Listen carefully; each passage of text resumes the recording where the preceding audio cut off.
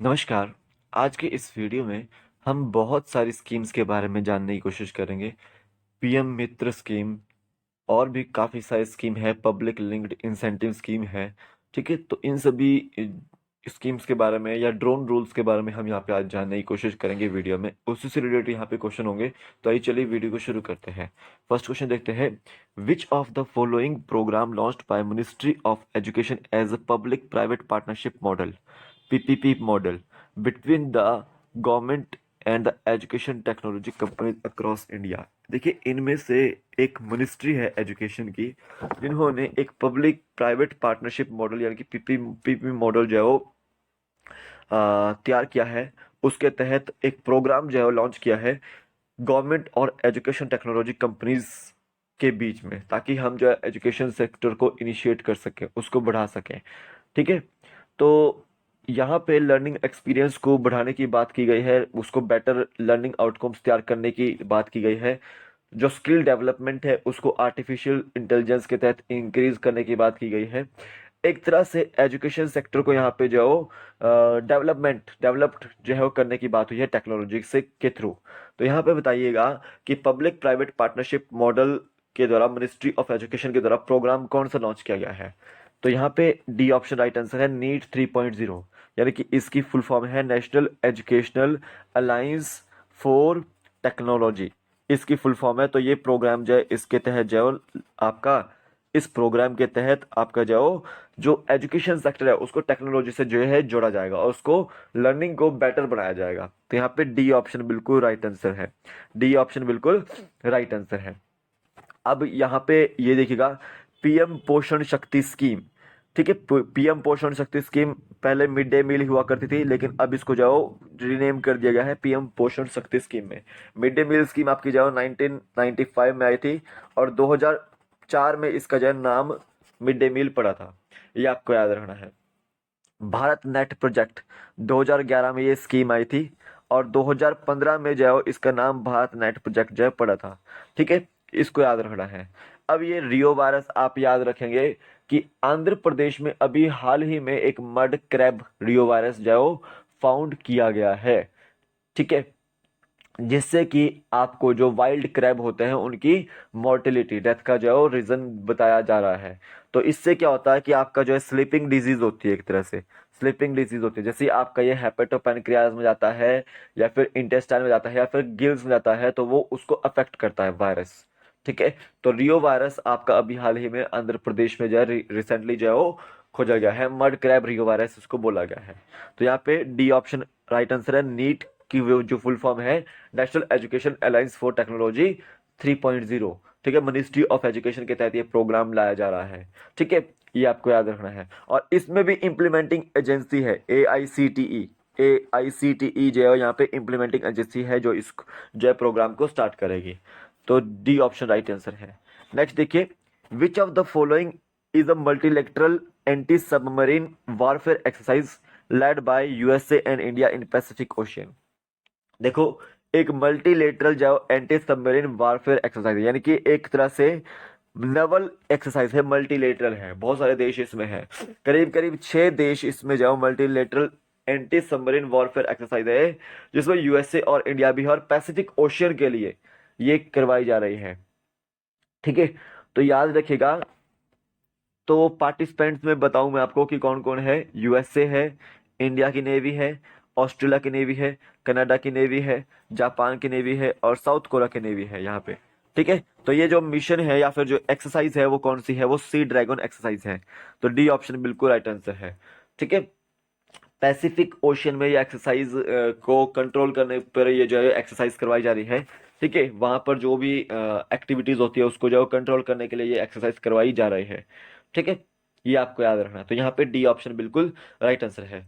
नेपाल के साथ, इंडिया और नेपाल के साथ जो एक्सरसाइज कौन सी है? Surya Kiran peaceful mission. ये आपकी SCO शंघाई कॉर्पोरेशन ऑर्गेनाइजेशन की जो एक्सरसाइज है। और श्रीनेक्स आपकी जो श्रीलंका के साथ जो है इंडिया की एक्सरसाइज है। इसको याद रखना है। ठीक है, संप्रति और बोंगो सागर आपकी जब बांग्लादेश के साथ है और आपकी हैंड इन हैंड आपकी चाइना के साथ है। और मालाबार जो एक्सरसाइज है वो क्वाड नेशन के साथ होती है। क्वाड नेशन में आपके आपको पता ही है मालाबार एक्सरसाइज उनके साथ होती है। याद रखेंगे यूएसए के साथ आपकी Vajra Prahar, Tiger Triumph, Cope India, Malabar और आपका जो है वो ये एक्सरसाइज होती है। ठीक है, इसको याद रखना है। और एक आपके डेजर्ट नाइट, ये आपकी जो फ्रांस के साथ होती है। ठीक है, ये आपको याद रखना है। तो यहाँ पे डी ऑप्शन बिल्कुल राइट आंसर है। तो अगर आपने शुभम जीके ट्रिक एप्लीकेशन को डाउनलोड नहीं किया तो डाउनलोड कीजिए, लिंक उसका डिस्क्रिप्शन बॉक्स में डाला हुआ है, नहीं तो आप प्ले स्टोर से भी डाउनलोड कर सकते हैं, आपको प्ले स्टोर पर लिंक मिल जाएगा। तो देखिए यहाँ पे एक तो लाइव सेशन ले रहा हूँ मैं, और अभी इकोनॉमिक्स मैंने स्टार्ट की है कल से ही, तो आप उसको ज्वाइन कर सकते हैं। काफी इंपॉर्टेंट क्वेश्चंस मैं आपको यहाँ पे जो है वो बताऊंगा। और स्टोर सेक्शन में अगर आप खोलेंगे तो स्टोर सेक्शन में आपको जो है वो मॉडर्न हिस्ट्री के नोट्स मिल जाएंगे, प्रिंसिपल्स ऑफ महात्मा गांधी के नोट्स मिल जाएंगे, एंड आपको जो इंडिया जीके और एचपी जीके के जो वन लाइनर्स नोट्स हैं जो आपको क्विक रिवीजन के लिए हैं वो आपको यहाँ पे मिल जाएंगे। ठीक है, तो आप उसको जो है वो देख सकते हैं। और अगर आप टीचिंग एग्जाम्स के लिए जा रहे हैं तो चाइल्ड डेवलपमेंट एंड पिडागोगी के जो नोट्स हैं वो भी आपको यहाँ पे मिल जाएंगे। ठीक है, तो आप उसको देख सकते हैं। तो ये रिवीजन नोट्स हैं सारे के सारे, तो आप इसको जाओ पढ़ सकते हैं अच्छे से।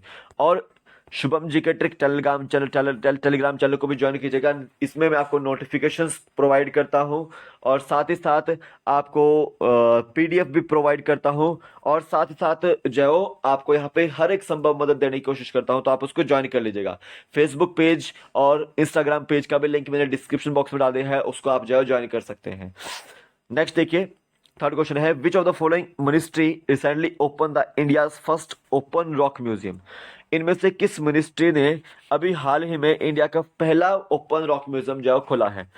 यहां तक आइडिया है ये आपका हैदराबाद में खुला है Indian first open rock museum. तो ये किसके द्वारा खोला गया, कौन सी मिनिस्ट्री के द्वारा खोला गया है, ये खोला गया है ministry of science and technology के द्वारा, ministry of science and technology के द्वारा खोला गया है। बी ऑप्शन बिल्कुल राइट आंसर है। अब देखो, मिनिस्ट्री ऑफ एजुकेशन के तहत जो आपकी मिड डे मील स्कीम आती है, मिड डे मील स्कीम आती है, और डिपार्टमेंट ऑफ फार्मास्यूटिकल्स के तहत आपका जो है याद रखना है आपको कि जो आपके प्रधानमंत्री भारतीय जन औषधि केंद्र है वो खोले जा रहे हैं, और 2024 तक का टारगेट रखा गया है कि 10,000 जो देश में जन औषधि केंद्र खोलने हैं। ठीक है, तो यहाँ पे याद रखना है इंडिया का फर्स्ट ओपन रॉक म्यूजियम किस मिनिस्ट्री द्वारा खोला गया है, ministry of science and technology द्वारा जो है वो खोला गया है। ठीक है, नेक्स्ट देखिए, which of the following article of the Indian Constitution of India provides that all proceedings in the Supreme Court and in every High Court shall be in English until Parliament by law otherwise provides। यहाँ पे इनमें से कौन सा article है जो ये बोलता है कि सुप्रीम कोर्ट की जो प्रोसीडिंग्स है या हाई कोर्ट की प्रोसीडिंग्स है वो इंग्लिश में होनी चाहिए। ठीक है, इंग्लिश में होगी जब तक पार्लियामेंट जो है इसके ऊपर जो है लॉ नहीं लाता है। ठीक है, तो आपको जाओ इंग्लिश में ही जाओ, तब तक जाओ प्रोसीडिंग्स करनी है। अब ऐसा क्यों हुआ, क्योंकि अभी एक डिवीजन बेंच बैठा बैठा हुआ था गुजरात हाई कोर्ट का, तो वहां पे एक जर्नलिस्ट जो है वो अपनी सुनवाई करवा रहा था, सुनवाई मतलब एक तरह से गवाही दे रहा था। तो उसको बोला गया था कि आप जाओ हायर जुडिशरी में है इस वक्त, और आपको जाओ इंग्लिश में जाओ बात करनी पड़ेगी और इंग्लिश में जाओ अपनी गवाही देनी पड़ेगी। तो ऐसा किस आर्टिकल के तहत बोला गया, तो आर्टिकल 348(1) के तहत जो यहाँ पे इसको बोला गया। बी ऑप्शन बिल्कुल राइट आंसर है। अब देखो आर्टिकल 348(2) क्या बोलता है, the governor of the state may be with previous consent of the president authorise the use of Hindi language और any other language used by for any official purpose of the state. यहाँ पे ये बोला गया है कि हाई कोर्ट में या फिर सेंट्रल गवर्नमेंट में, सेंट्रल स्टेट सुप्रीम कोर्ट में अगर प्रेसिडेंट या फिर आपका गवर्नर की जाओ आप ऑथराइज रह सकते हो, तो आप जाओ यूज कर सकते हो आपका हिंदी लैंग्वेज, आर्टिकल 348(2) के तहत। आर्टिकल 368 के तहत जो हम किसी भी कॉन्स्टिट्यूशन में, अब आपके इंडिया के कॉन्स्टिट्यूशन में अमेंडमेंट कर सकते हैं। ठीक है, और आर्टिकल 360 में आपका जो फाइनेंशियल इमरजेंसी है, ये भी आपको याद रखना है। तो यहाँ पे बी ऑप्शन राइट आंसर था। नेक्स्ट क्वेश्चन देते हैं, which of the following company recently built the INS Vikrant IAC one the first aircraft carrier built in India. ठीक है, इनमें से कौन सी कंपनी है जो आपका Vikrant IAC INS Vikrant IAC one जो है वो बना रही है, फर्स्ट एयरक्राफ्ट है कैरियर बिल्ट इन इंडिया में, और आपका पहली बार ये बनाया गया है कोचिन शिपयार्ड लिमिटेड द्वारा। तो यहाँ पे सी ऑप्शन बिल्कुल राइट आंसर है। और कोचिन शिपयार्ड लिमिटेड लिमिटेड कहाँ पर है आपका? केरला में है, कोच्चि में। इसको आपने याद रखना है। तो यहाँ पे सी ऑप्शन बिल्कुल राइट आंसर है।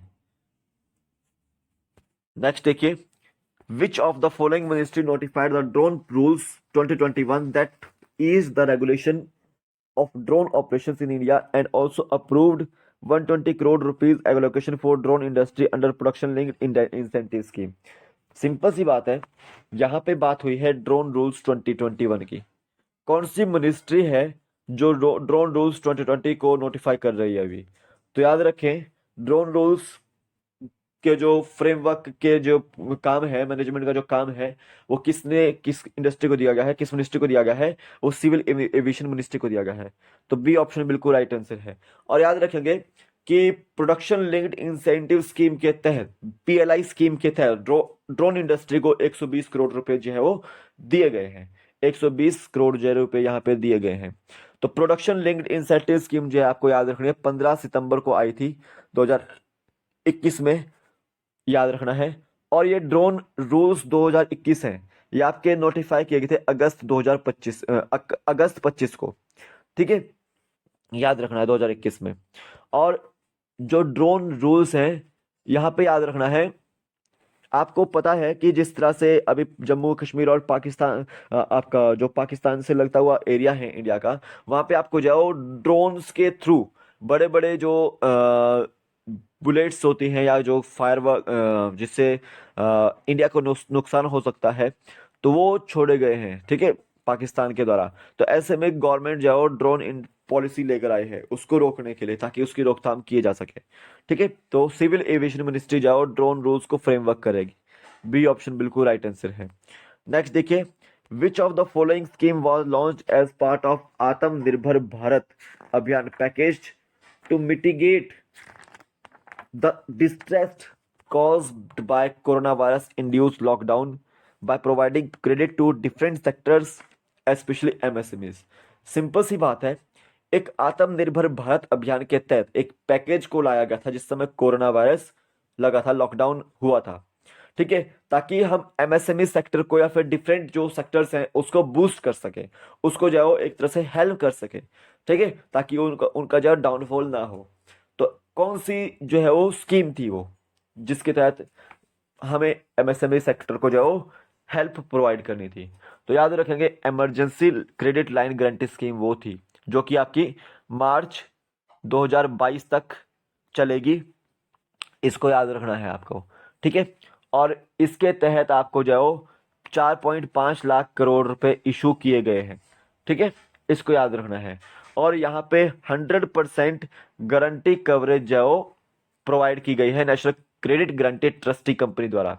ठीक है, और यहाँ पे आपके कुछ बैंक्स भी हैं और नॉन बैंकिंग फाइनेंशियल कंपनीज भी है, उनको लोन्स प्रोवाइड कर सकती है। ठीक है, इसको आपने याद रखना है। तो यहाँ पे emergency credit line guarantee scheme थी वो। तो यहाँ पे ए ऑप्शन बिल्कुल राइट आंसर है। नेक्स्ट देखिए, which of the following statement is correct? इनमें से कौन सी स्टेटमेंट जो करेक्ट है? सिंपल सी बात है, पीएम केयर्स फंड के ऊपर यहाँ पे क्वेश्चन फ्रेमवर्क हुआ है। आपको पता है कि अभी हाल ही में जो कोविड-19 के दौरान जो अनाथ हुए हैं बच्चे, तो उनको पीएम केयर फंड के तहत लाया गया है। ठीक है, करीब करीब 845 बच्चे जो है यहाँ पे पूरे देश में जाओ पीएम केयर फंड के तहत बेनिफिट्स जो उठाएंगे, आइडेंटिफाई किए गए हैं गवर्नमेंट द्वारा। तो पीएम केयर फंड जो है वो स्कीम आपकी लॉन्च की गई थी मई 2021 में। कब? मई 2021 में। ठीक है, तो all children of India who lost their parents in the pandemic come under this scheme। सारे के सारे चिल्ड्रंस नहीं आएंगे इसमें, वो सारे चिल्ड्रंस जिन्होंने अपने माता पिता को जाओ या किसी भी पेरेंट को कोविड-19 के दौरान खोया है, तो वो इसके तहत जाओ आएंगे। ए और सी स्टेटमेंट बिल्कुल इनकरेक्ट है, तो यहाँ पे डी भी इनकरेक्ट होगी, बी ऑप्शन राइट आंसर होगा। देखो, पीएम केयर्स फंड जो है आपकी लॉन्च की गई थी यहाँ पे sport and empowerment of covid affected children, उनको सपोर्ट करने के लिए। तो यहाँ पे बी ऑप्शन बिल्कुल राइट आंसर है कि पीएम केयर फंड जो आपका मई 2021 में लाया गया था, और हमें क्या करना था, जो कोविड-19 अफेक्टेड चिल्ड्रंस हैं उनको सपोर्ट करना था और उनको एम्पावर करना था। ठीक है, और यहाँ पे अगर जिन चिल्ड्रंस के फादर और मदर जाओ या गार्डियंस जाओ मरे हैं, उनको यहाँ पे जाओ हेल्प देनी थी। ठीक है, उनको इस तरह की स्कीम के तहत जाओ लाना था। ठीक है, इसको आपने याद रखना है। तो यहाँ पे बी ऑप्शन बिल्कुल राइट आंसर है। नेक्स्ट देखिए, which of the following statement is correct, इनमें से कौन सी स्टेटमेंट जो है करेक्ट है। तो पीएम मित्र स्कीम, प्रधानमंत्री मित्र स्कीम जो है वो अभी 2021-22 का जो बजट जो था आपका, जो अभी आपका 31 मार्च को जो खत्म होगा 2022 में, तो याद रखिए उसके तहत ये स्कीम को जो है जोड़ा गया था और इसमें जो है टोटल आउटले रखा गया था 4,445 रुपए का। ठीक है, कब तक के लिए, अगले 5 साल तक के लिए। तो इसके इसमें आपके 7 पीएम मित्र टेक्सटाइल पार्क जो गवर्नमेंट ऑफ इंडिया द्वारा अप्रूव किए गए हैं। और याद रखेंगे कि इसमें ये जो विजन है, ये इसको स्कीम जो है वो प्रधानमंत्री नरेंद्र मोदी के 5F विजन से जो है वो आपका इंस्पायर्ड है। तो पहला विजन उसका फार्म था, दूसरा फाइबर था, तीसरा फैक्ट्री था, चौथा फैशन था और पांचवा फॉरेन था। Farm to fibre, fibre to factory, factory to fashion, fashion to foreign, ये इसके 5F विजन है। तो यहाँ पे ऑल स्टेटमेंट्स आर करेक्ट, तो डी ऑप्शन बिल्कुल राइट आंसर है। नेक्स्ट देखिए, what is the meaning of greenfield park in PM Mitra scheme. अब देखिए, एक ग्रीन पीएम मित्र स्कीम आई थी, मैंने बताया आपको कि जो आपका 2021-22 का बजट था उसमें पीएम मित्र स्कीम डाली हुई है और उसके तहत 7 पीएम मित्र टेक्सटाइल पार्क बनाए जाएंगे। ठीक है, तो यहाँ पे ग्रीनफील्ड पार्क का मतलब क्या है पीएम मित्र स्कीम में। तो ग्रीनफील्ड पार्क आपको याद रखना है जो न्यू प्रोजेक्ट होंगे। ठीक है, जो न्यू प्रोजेक्ट जो होंगे, जो एग्जीक्यूट किए जा रहे हैं गवर्नमेंट ऑफ इंडिया द्वारा या फिर जाओ कोई भी कंपनी आ रही है तो उसको ग्रीनफील्ड बोलेंगे। ये ऑप्शन बिल्कुल राइट आंसर है। और जो कंप्लीटली जो है वो ओल्ड प्रोजेक्ट्स हैं उसके अंदर जो कोई इन्वेस्टमेंट करता है उसको बोलेंगे आप ब्राउन फील्ड प्रोजेक्ट्स। ठीक है, ब्राउन फील्ड प्रोजेक्ट्स बोलेंगे। तो ग्रीन फील्ड प्रोजेक्ट्स आपके जो है वो पार्क कौन से हैं आपके, it's completely a new project. A option बिल्कुल राइट आंसर है। तो ये थे आज आपके टॉप 10 क्वेश्चंस। आई होप आपको समझ आ गए हो, इंपॉर्टेंट क्वेश्चन से आपको एग्जाम पॉइंट ऑफ व्यू से कहीं ना कहीं आपको देखने को मिलेंगे। तो अभी के लिए फिलहाल इतना ही है, कल फिर मिलता हूँ। इंस्टाग्राम पेज को आप ज्वाइन कर लीजिएगा, लिंक उसका डिस्क्रिप्शन बॉक्स में डाला हुआ है, वहां से ज्वाइन कर सकते हैं। जय हिंद।